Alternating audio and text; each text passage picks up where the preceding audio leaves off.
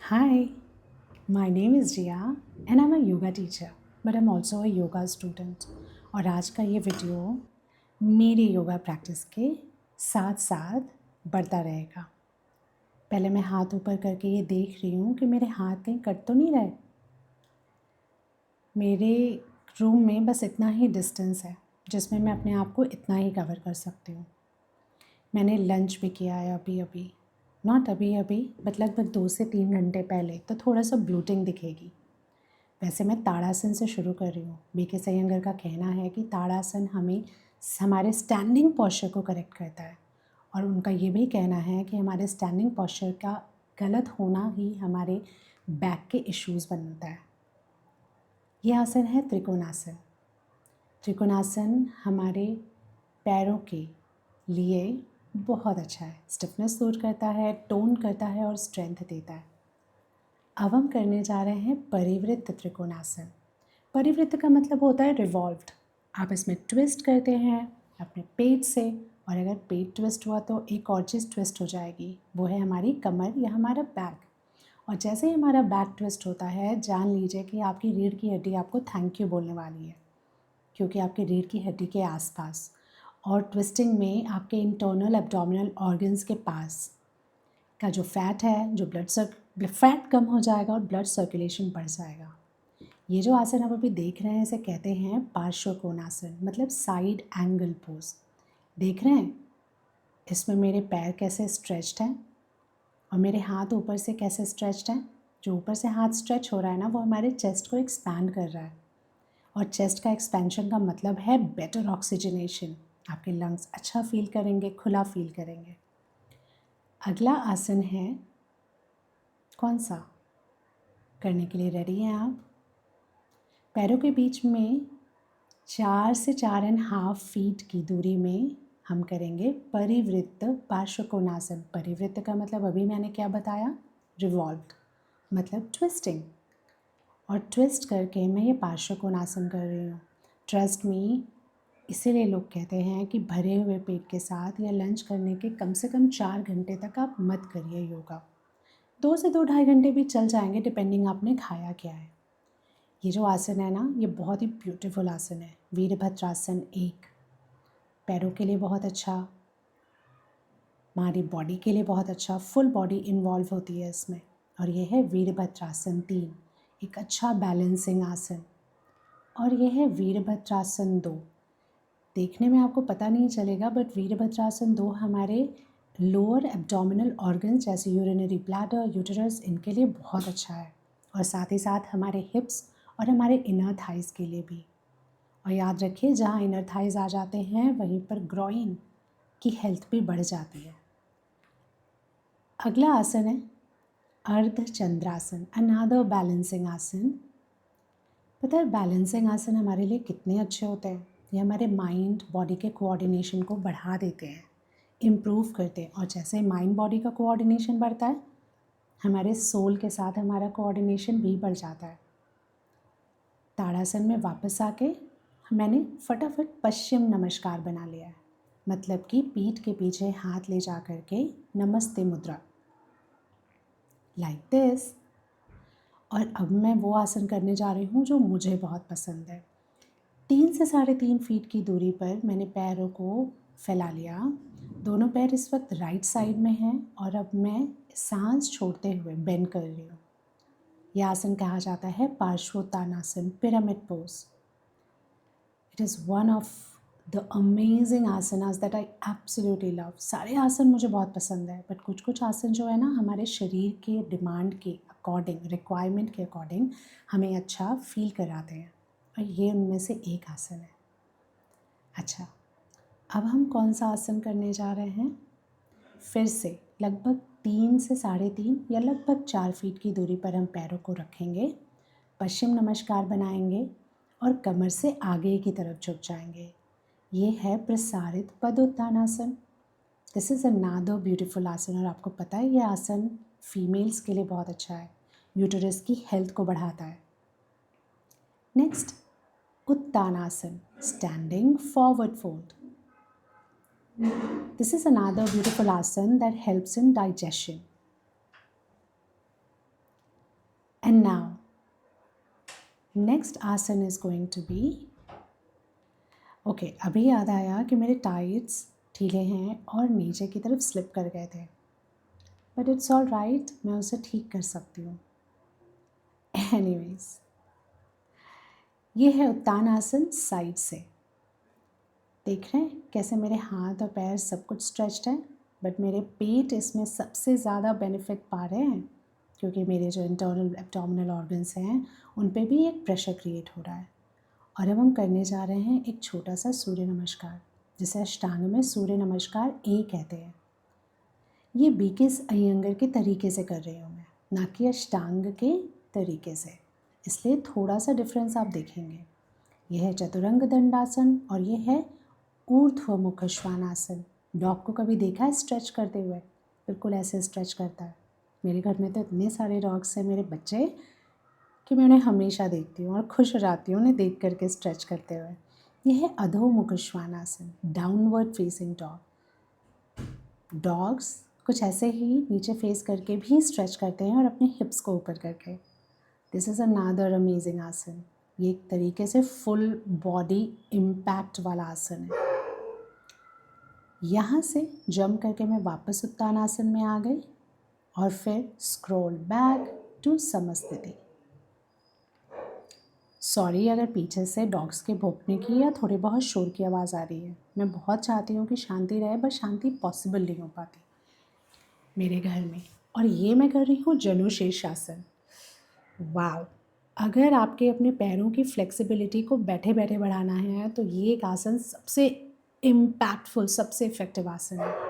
Seriously, जब मैंने योगा शुरू किया था तो मेरे योगा टीचर इसको काफ़ी हद तक लगातार करवाते थे पैरों की फ्लेक्सिबिलिटी बढ़ाने के लिए. अब मैं करने जा रही हूँ परिवृत्त जनुशीर्षासन, अनदर परिवृत्त आसन, जिसमें कि रिवॉल्व करना है, ट्विस्टिंग हो रही है और देख रहे हैं मेरे पीठ कैसे ट्विस्ट हुए. Alright, now coming in the centre, and अब मैं बैठ रही हूँ बद्ध कोणासन में. थोड़ा सा रिलैक्स. बद्ध कोणासन आपके पैरों को, आपके पेट को, आपकी पीठ को और आपके शोल्डर्स को रिलैक्स करेगा. और अब मैं करने जा रही हूँ अर्धबद्ध पद्म Paschimottanasana. Another beautiful asana that requires flexibility, that requires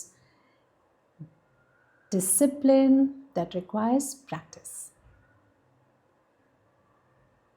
और जैसा कि मैंने बोला, ये मेरी प्रैक्टिस है, ठीक है. मुझे यहाँ पर ये नहीं अपने आप को दिखाना है कि, या किसी को भी ये नहीं दिखाना है कि मेरी प्रैक्टिस बहुत परफेक्ट है. सारे आसन परफेक्ट नहीं, बस मुझे ये पता होना चाहिए कि एक आसन होता कैसे है, दिखता कैसे है, और मेरे शरीर के अकॉर्डिंग उसको हम चेंज कैसे करेंगे. अभी आपने देखा क्राउंच आसना, और क्राउंच आसना के बाद हम करेंगे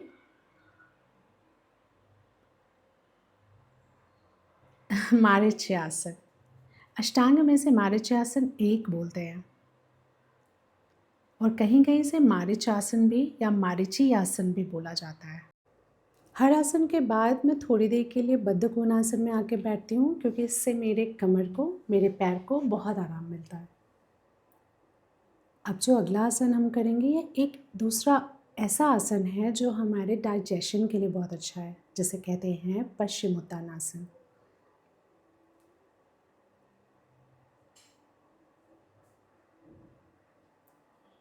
आपको पता है ये सारे आसन, या इनमें से 5-10 आसन तो हमें रोज़ ज़रूर करने ही करने चाहिए, हमारे फुल बॉडी बेनिफिट के लिए. और अब फिर मैं बद्ध कोणासन में बैठ करके थोड़ा सा रिलैक्स करूँगी. एक बात मैं बताऊँ, योगा करते हुए आपको सिर्फ हल्का सा अवेयर होना है कि आपकी बॉडी की डिमांड क्या है, ठीक है. ज़रूरी नहीं कि हर कोई हर आसन परफेक्टली कर पाए.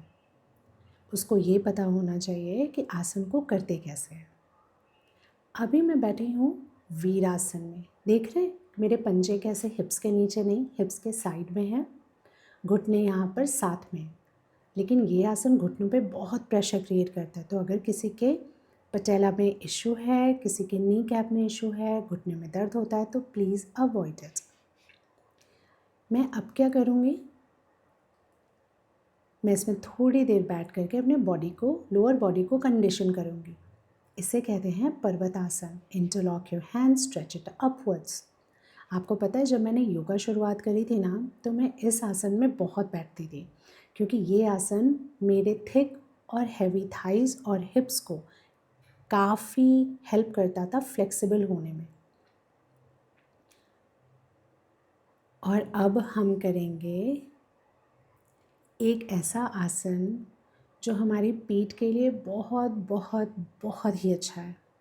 बट इसमें एक ही चैलेंज है कि अगर आप वीरासन में करते हैं तो आपको बहुत श्योर होना पड़ेगा कि आपके घुटने बिल्कुल ठीक है, उन पर कोई प्रेशर नहीं है।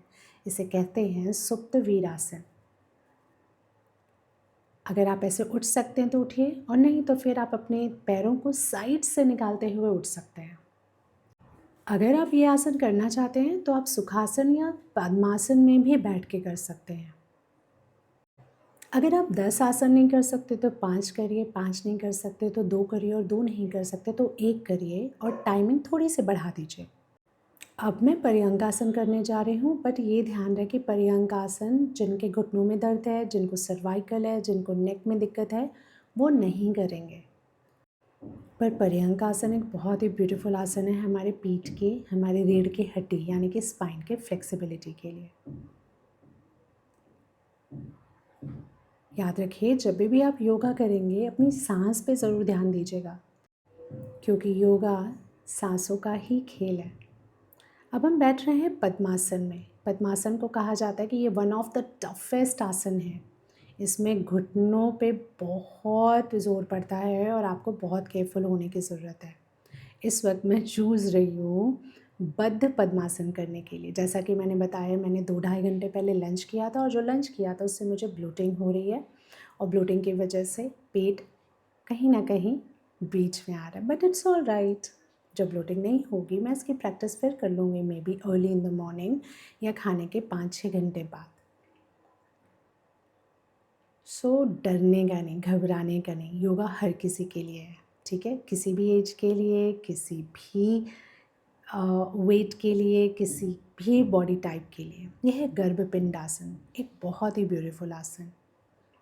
इसका नाम ही कितना अच्छा है, गर्भपिंड आसन। मैं बहुत डिटेल्स में नहीं जा रही हूँ, ठीक है? मैं बस आपसे बातें कर रही हूँ और अपनी प्रैक्टिस कर रही हूँ। ये आसन है नवासन।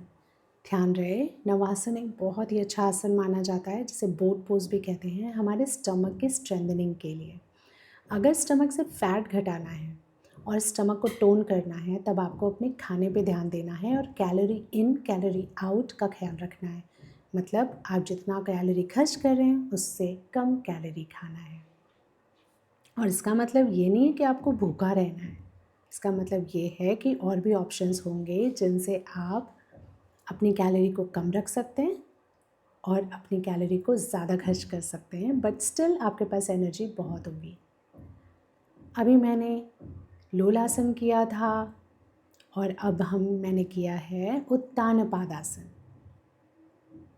उत्तानपादासन भी एक ऐसा आसन है जो हमारी पूरी बॉडी को कवर करता है। हमारे पेट, हमारे बैलेंस पे काम करता है और हमारी पीठ पे भी काम करता है।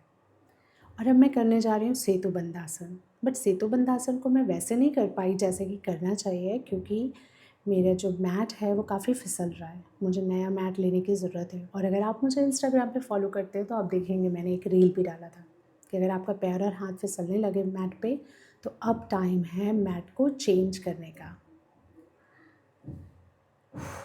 थोड़ा सा रेस्ट करने के बाद अब मैं फिर से कोशिश कर रही हूँ कि यार सेतुबंधासन कोशिश करते ना, हो सकता है कंप्लीट हो जाए, बट नहीं, मैं यहाँ पर बिल्कुल चांस नहीं लेना चाहती थी, क्योंकि अगर यहाँ पर मेरा पैर फिसला तो मेरी गर्दन पे तुरंत मोच आ सकती है, और इसीलिए परफेक्शन नहीं, प्रोग्रेस इम्पॉर्टेंट है। और अब मैं कर रही हूँ उपविष्ट कोणासन, अनदर ब्यूटीफुल आसन फॉर फीमेल्स। बहुत अच्छा है यूटरस के लिए, जिनको मेंस्ट्रुएशन साइकिल्स में दिक्कत होती है किसी भी तरीके की, उसको वो रेगुलेट करने में हेल्प करेगा। मैं अब बैठ रही हूँ बद्ध कोणासन में। अभी तक तो मैं रेस्ट करने के लिए बैठ रही थी, राइट? बट मैं एक्चुअल में बद्ध कोणासन प्रैक्टिस कर रही हूँ।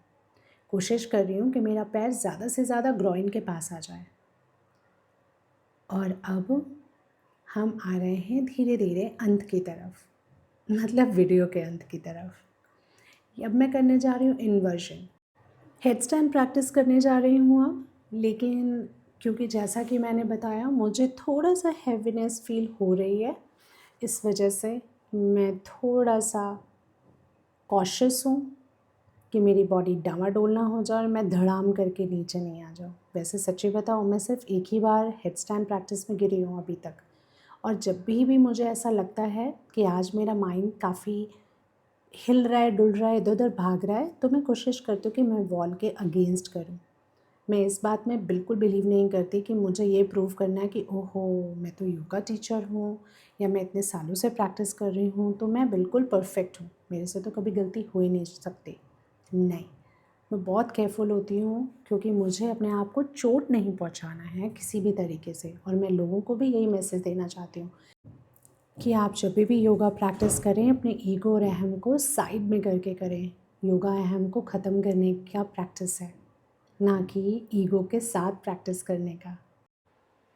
अगर आप निरंतर योगा की प्रैक्टिस डे बाय डे करते रहेंगे तो माइंड में जो अस्थिरता है, दिमाग की अस्थिरता और हमारे सोच समझ और बुद्धि की अस्थिरता, और जो हमारा एक बहका बहका सा होना होता है ना, वो सब कंट्रोल में आ जाता है, ट्रस्ट मी। उसके बाद आप काफ़ी अवेयर हो जाते हैं, आपको पता होता है आपके शरीर के साथ, आपके मन के साथ, आपके आसपास, आपके रिश्तों में क्या हो रहा है, आपके काम में क्या हो रहा है और आपको क्या करने की ज़रूरत है।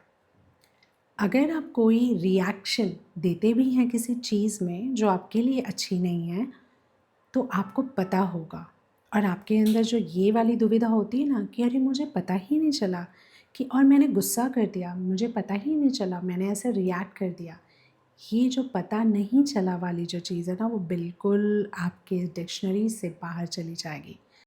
वैसे इस वक्त वीडियो में मेरा हाल बेहाल ज़रूर लग रहा है, बट ट्रस्ट मी मेरी प्रैक्टिस इतनी अच्छी गई है कि मुझे बहुत अच्छा फील हो रहा था इस वक्त। और अभी मैं फिर से प्रैक्टिस करने जा रही हूँ शीर्षासन के एक वेरिएशन की, और यहाँ पर मैं ईगो के साथ प्रैक्टिस कर रही हूँ।